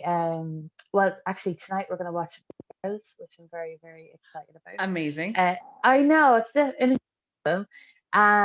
Yeah, but we watch a film together at 9 o'clock and everyone tweets along. And it's taken up a lot of my time because sometimes I dress up like the characters from it. I've realized during this lockdown that I do like dressing up. That is a thing. Listen, I put on a clean shirt today and I feel like I'm going to a wedding. So a secret with you lads, didn't put on a bra today. I put on a fascinator, but didn't put on a bra. It is Brigid's Day. Like, Brigid would approve. Brigid would not approve of constraints. Now, I couldn't appear in public, even Zoom public, without a bra. I would probably take someone's eye out. I'd get a black eye myself. I'm 52 this year and it just wouldn't work. But I'm here for it. I'm behind you, like a supportive bra. I'm starting to get the droop now in myself, and I don't know, it's great. There's a bit of movement. It's like one of those mood. Do you know those putty things that you hold in your hands for stress? Oh yeah. I have 2 stress balls at the front of my chest just swinging around. And now that we don't have to be out in public, we can just indulge. We can I do all the time. I watch the telly and I have one hand on my boob. I don't know why. It's like the national anthem is on or something, and I just comfort. It's a good thing. We have to It get is. through this pandemic any way that we can. So listen, it's all for yourself. It's all good. The co-video parties, they were like a full-time job at one point. You were essentially putting on shows, and I'm not sure if even the people joining in realized how much work you were putting in, all the research, and then and then you would sometimes have live chats afterwards. Yeah. Was it draining? Was it like doing a show? It was. For the first lockdown, I was very prolific. And as in, I was doing every night I was doing co-video parties, and then Saturday nights I did a Instagram live night where it's like, will you shift my friend, where I played music from the times. Just translate in case people from around the world are watching. So absolutely. So will you shift my friend? Shifting is kissing with tongues. That's an ancient Irish word for kissing. I don't know if it's ancient, but to me it's ancient. And ancient enough. And the whole coupling tradition, the courting tradition of Ireland is getting too drunk to say anything, and then eventually ask someone out. And you would ask for a friend who would go up to that person and say, will you shift my friend? And so I was doing call outs and asking people to virtually shift each other because we couldn't do it, with COVID. And then on Sundays, I had fake mass, which was great crack, because I don't do mass anymore. I am very much lapsed, but I do like the iconography, and I do like the songs and stuff like that. Not much time for the institution, but they did have bangers. There have been other great conversations during this event where they've gone in depth into that sort of stuff, which I think it's important to review it. Change is necessary, and sometimes it's okay to love the ritual and go not mad about the bad stuff. Yes, absolutely. And I don't think that's controversial to say. I don't think so either. Now, I have something to show you. It's not my stress ball boobs. It's this. Do you know what this is? Yes, I've made them many times. St Brigid Cross. No, so if anyone's watching, so this is Brigid's Day, Brigid's Festival, Noelle and Jess, and these are the crosses that, I don't know about you, Alison, but we were sent out as small children to gather rushes and reeds. I'll bring it up close so you can see a bit better. Yes. It's a bit of sellotape and this lives over my door, and that's the traditional place where you leave it, and it's supposed to prevent against fire and disease and all kinds of stuff. It's just some rushes, but it's a nice thing. So that's a Brigid's cross. Were you sent out to the bogs to collect reeds and make these crosses? Oh, the bogs. I grew up in Westmeath, so the bogs are the bane of my life. Not only did I have to collect reeds, but I had to go out and flip the turf and put it into stacks and dry it for like Jenga. I had an English father, but he still made me do that. It's amazing, like culturally, so like Ireland shares so much with different countries, especially our love for child labor. Like we adore that. Yeah, until recently, it was a big deal here. Oh, big deal. So yeah, I do remember that. I remember being out in the bog and my cousin throwing a frog at me. It was just horrific, traumatizing times, Tara. I mean, look, telly wasn't as good back then, but we were definitely sent out to collect the reeds and make the Brigid's Cross. It was often a project for school, especially in primary school. But other than that, I don't know about you, but we weren't really taught that much about Brigid at the time. The focus was very Patrick-centric, and I don't think that's fair, because Brigid has an awful lot more going for her. What did you learn about her as a kid? Well, we were living in a patriarchy, weren't we? So, there's a lot of Patrick talk. Many would say that change is necessary. There's more about that could shift in the other sense. Oh, yes, absolutely. Look, whatever sense will change, I don't mind. I learned, what do we know about Patrick? He's from Wales, and he was brought over as a slave to Ireland. And he built a few churches, and he got the snakes out of Ireland. That was it, though. Why does he get braids? Brigid made swords. Look, there's my sword for Brigid. She made swords. She was the goddess of smithery. There was a St Brigid and a goddess Brigid, and they kind of merged. They kind of merged into each other, especially as Catholicism arrived, and they took some of the pagan stuff and mashed it in. But Brigid she was the goddess of beer and of poetry, all kinds of, yeah, but I never learned about her at school. It was all Patrick.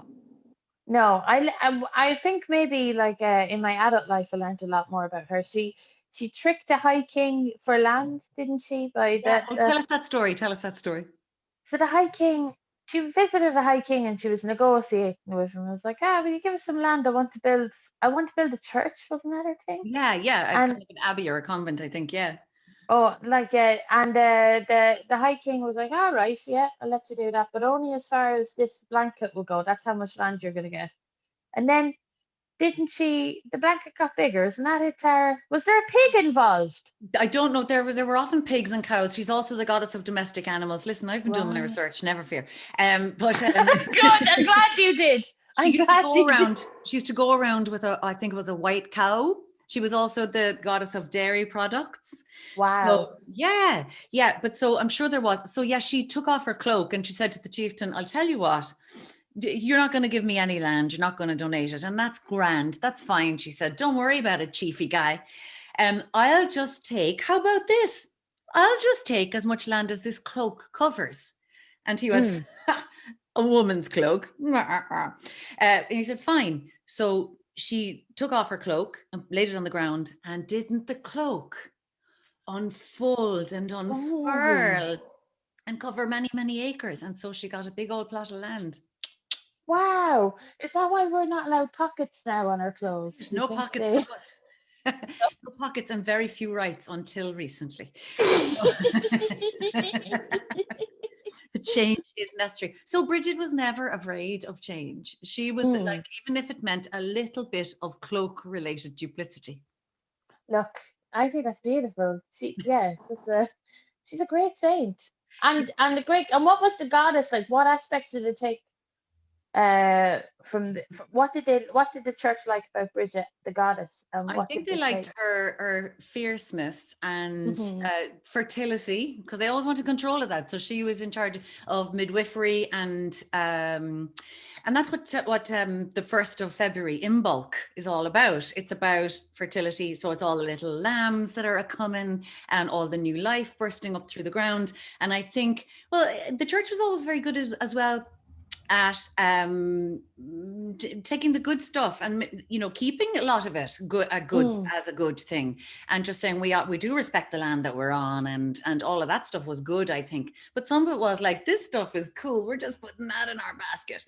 And a lot of it, the 1st of February it's Celtic spring. So as I look around me today and the rain is pelting down, it doesn't feel very spring-like, but in the Celtic calendar, this is the start of something new. And I think we all need that. I definitely, even if it's pretend spring to some people, I'm taking it.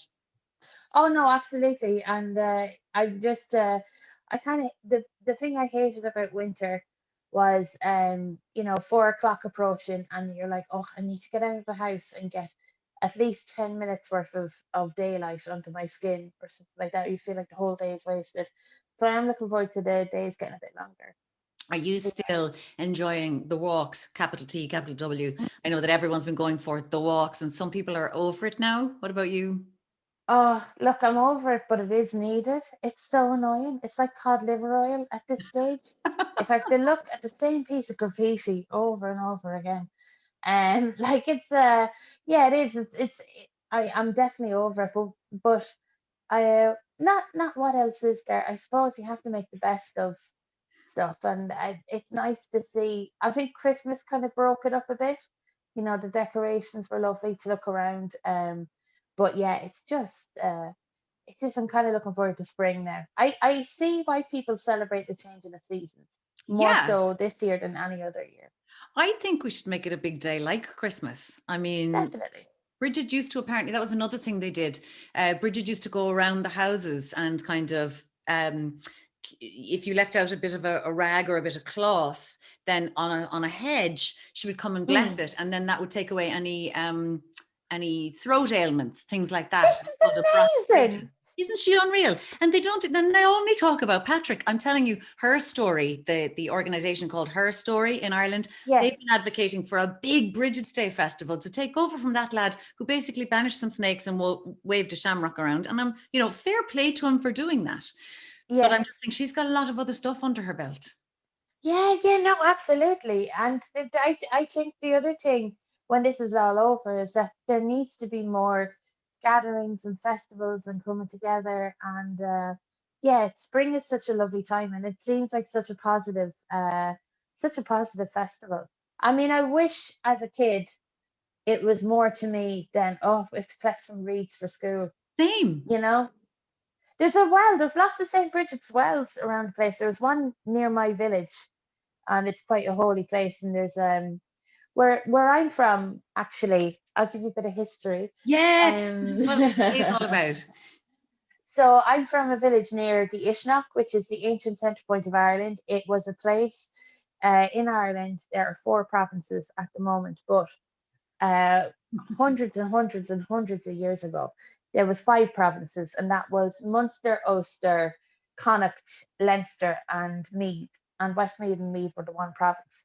And the ancient centre point of Ireland, there's also a place called the Catstone, which is in the Ishnok, which is the burial place of the goddess Eru, who Ireland is named after.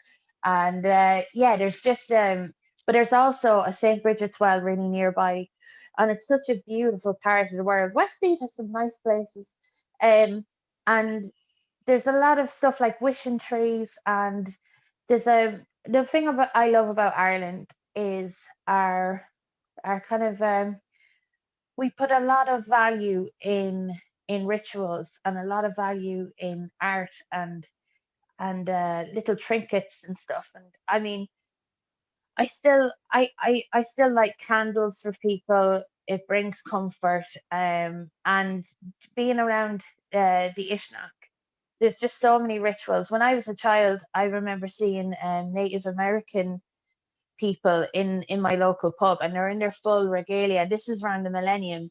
Like, it's just a very spiritual place. Also, it was on a map from an ancient Egyptian.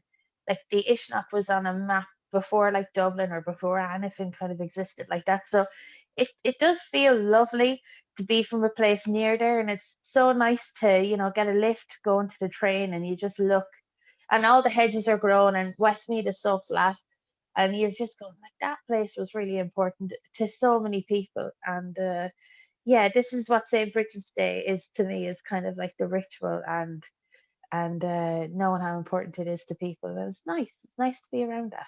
I'd love to revive some of the older rituals. And apparently there used to be things like eating root vegetables on this day, because the root vegetables are from the ground and things are about to burst forth from the ground. So there was a lot of focus on the spud, which I think is I'm always focused on the spud. So that's a fantastic thing. That's not a cliche where I'm concerned. It's not stereotypical. I love them.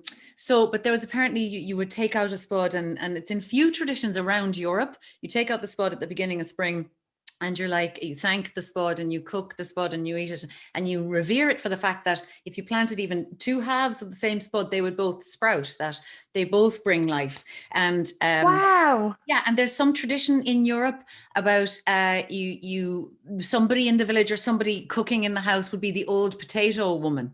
And that was it was a big kind of accolade. And I was going, I want to be the old potato woman. Let me be it. Do you know, on Christmas Day, I was peeling the spuds. That was my job for the Christmas dinner. And there was one spud, and it looked like it had a face, like a really sad face. And I spared it. I made it a place at the Christmas table and let it watch as its cousins and brothers and sisters were mashed into a lovely puree. Oh. And I know, actually, when I think about it, I really didn't spare him, did I? I should have made him go with the others. No, I don't know. It's a bearing witness and an honoring, I guess. You could look at it that way. Let's say that. It didn't start smiling anyway, so. We're still, I was looking during the week, there's so much terrible news, and we'll try and avoid all that. There's just so much, it seems to the hits just keep on coming. But there was some amazing news during the week, which is that in Ireland at the moment, during the most recent lockdown, the sales of hygiene products have gone down, but the sale of crisps and chocolate have gone up. And I think that's self-care. I think that's self-care too. Yeah, definitely. There's a lot of like hygiene products. What kind of hygiene products are we talking I'm guessing here? shower gel and the like. I mean, I think people are still washing, but I think they're just Good. maybe not having to be as thorough. So a tube is going further. I don't know. I actually don't know the facts behind it. But Yeah. though there were the stats, they were there. I'd rather smell of cheese and onion. I'd rather, This is they should put that into a perfume. Like the spud. Like, that could be your signature. I wouldn't mind it being my signature perfume, cheese and onion. yeah, like yeah, definitely that would be a tato. That's what it would be. Oh, potato. So you know what else is this week? And they're quite similar. Groundhog Day and Brigid's Day. So Brigid's Day is the 1st and Groundhog Day is the 2nd of February. And they're both about spring coming. Do you see any similarities? What are your thoughts?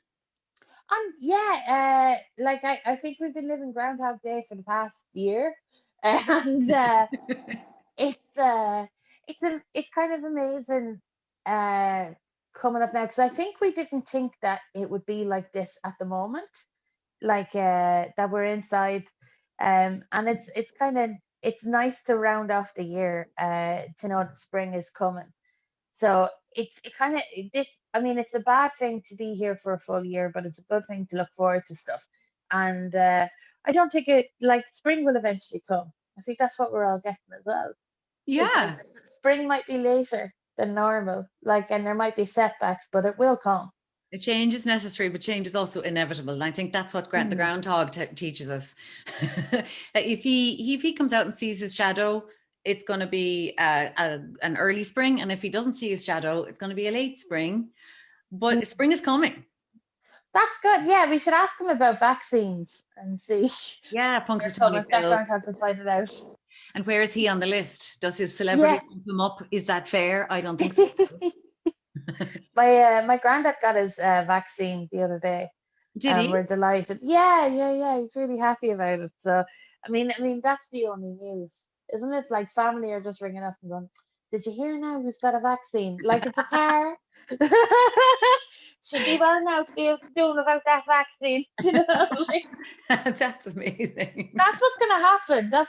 We'll be talking about each other.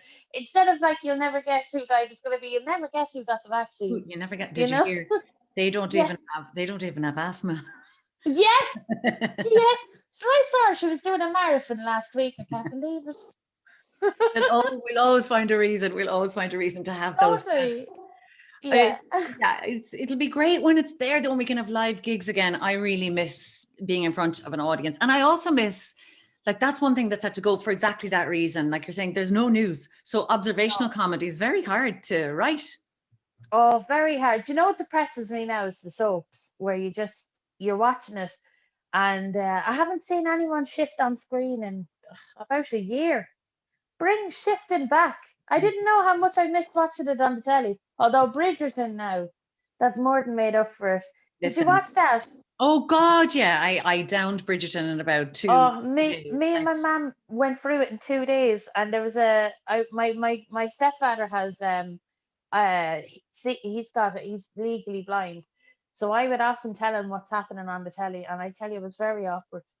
When in Bridgerton, there was about a full episode full of just riding. I've never had to say the words interfering with herself to anyone before, not to my stepdad, but I did. I had to say, I was like, "What's going on?" He never asked again, Tara. No spoilers now. If people haven't seen Bridgerton, no spoilers there. Let's just say it's sort of like the stress ball situation, but with a different region of the body.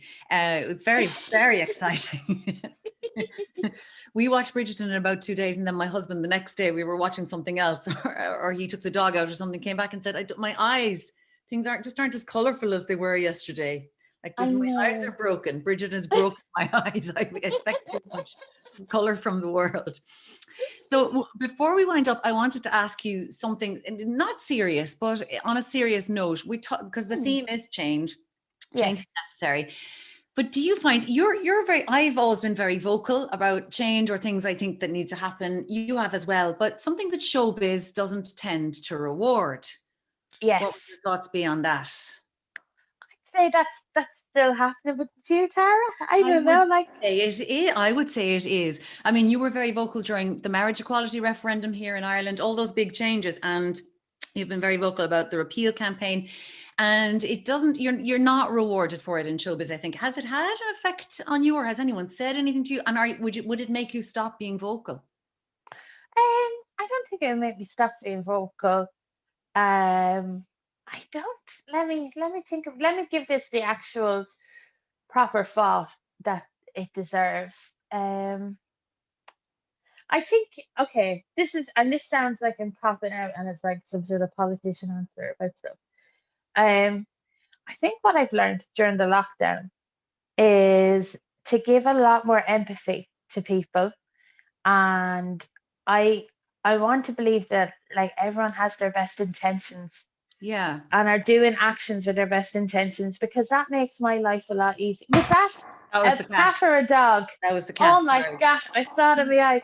She interrupted you. I was hoping you wouldn't see her, but yeah, I think you're right. People do have the best intentions, and I'm not saying you don't think that way or I don't think that way. It's very hard to talk about stuff without it seeming like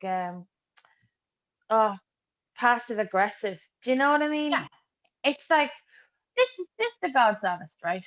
Is that there are problems in the world with everything, and sometimes I want to change stuff and I don't have the power as an individual to make a lot of those changes. And I think that I have definitely it's been detrimental to my life to expect myself and to pressure myself to make changes, and I hope, sorry there, right there.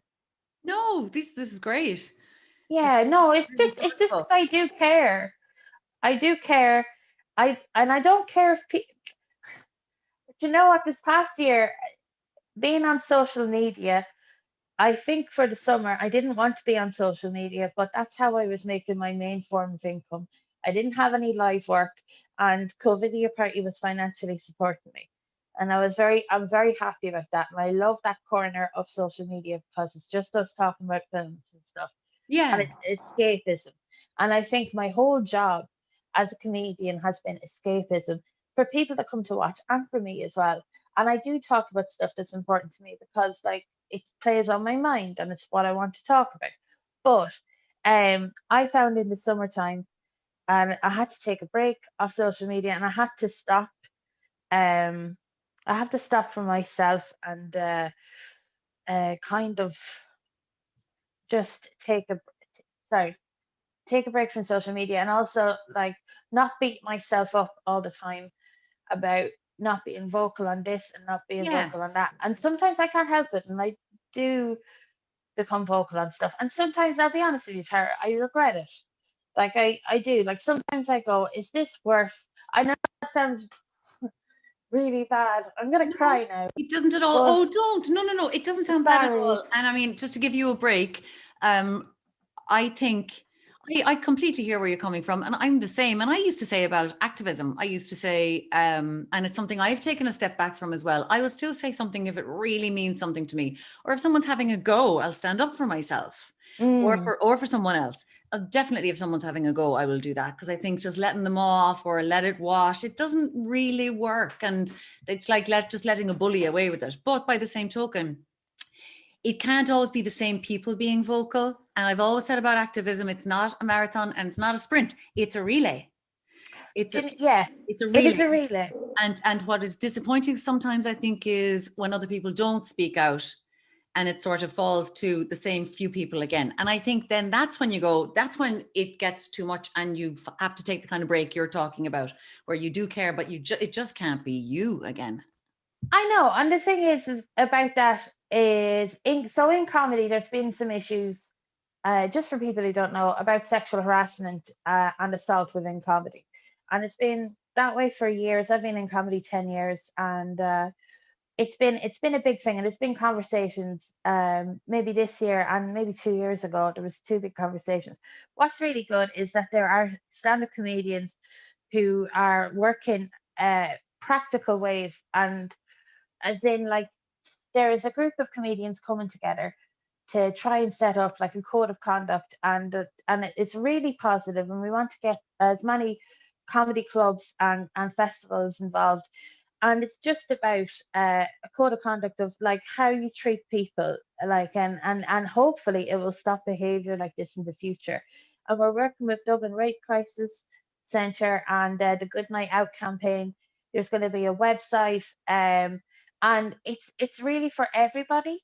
Like it's just because stand-up comedy is not seen as an art, so the Arts Council don't fund it, and we don't get protected, so we have to rely on each other to protect each other, and it's self-policing, but hopefully like there'll be positives, and there's so many great people working hard there, to protect people. So like that's a positive, and that's people, like there are several people that are taking the lead on that. I'm there, but it's Great. just amazing to see people work together for the greater good. So That's yeah. absolutely, that's kind of what I was referring to in some way. Cool. Oh, I'm so sorry. No, not at all. No, what I mean is that you were very vocal about this for years, even when you were a lone voice in the wilderness. And I'm just glad now you're getting that there is momentum and that you can take a little bit of a step back. And I know sometimes people say it's a big privilege to step back, and it is. But by the same token, you just can't stay at that full tilt all the time. I hope you're stepping back, because like you did a lot, and like I've had to get professional help over it and stuff. Yeah. And like, so I'm kind of taking the professional's advice, and it's Amazing. very annoying and heartbreaking though, because I just want to help. Oh, this sounds like No, I just sound like it's just very hard, isn't it? Like it's just listen. very hard to talk about stuff that you feel passionate about without coming off like a absolute flute. No, Sometimes. you're not a flute at Oh. all. Now, Brigid is not the patron saint of flutes. I think that's probably Patrick. That's Probably Patrick's area. Well, yeah, they do go well with snakes. Like Listen, all that sounds really hopeful, and this is a festival of hope. So I just want to close off this little chat with what are you hoping for? What's coming up for you? What are you hoping for, apart from just getting the vaccine as quickly as possible? Oh yeah, me and Fern Brady have got a new podcast series with the BBC called Wheel of Misfortune, and we got a second series on that. Oh, well done. Delighted. It's hysterical. If you haven't been listening to it yet, listen to it. It's hysterical. It is great respite from all the COVID stuff. It's so much crack. Please check it out.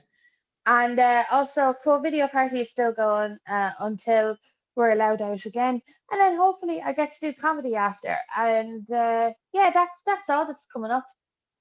That's loads. And listen, I want to thank you for everything, for being vocal in the past. I want to thank you for taking a break so you can just be funny for us for a while and give us those breaks. Thank you for co-video party, which is hilarious, and Wheel of Misfortune. And thank you for chatting to us here today. Alison Spittle, thank you so much. Yay. Oh, I should just say before you go, Alison, that there is a link to donate to the London Irish Walk. It's a sponsored walk. Now, you don't get over walking. This is another reason to walk. So it's going to be for artists. The London Irish Centre is trying to raise £50,000 for artists. 100% will go to artist fees over time. Not all one artist, probably. I mean, unless they're really good. So that do check out that link. Do support them if they can.